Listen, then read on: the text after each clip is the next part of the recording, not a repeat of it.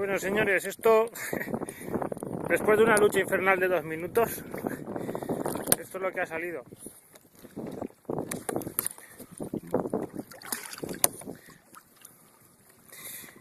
Esto, Juan Carlos, luego tendrás que editarlo de alguna manera, porque es algo que no sé hacer yo. Viendo el tamaño, yo creo que para que Raúl se divierta este año tiene que crecer un poquito más, o sea que vamos a soltarlo.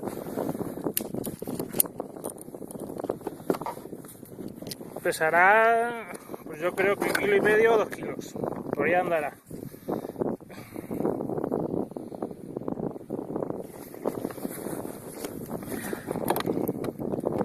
Ha sido a jigging.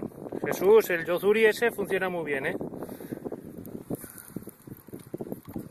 Pide auxilio, pide auxilio. Vamos a soltarlo. Bueno, sí que tiene a crecer.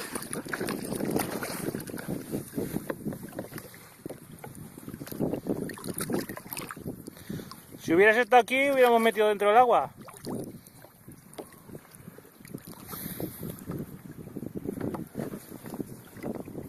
Esto es lo mejor que hay.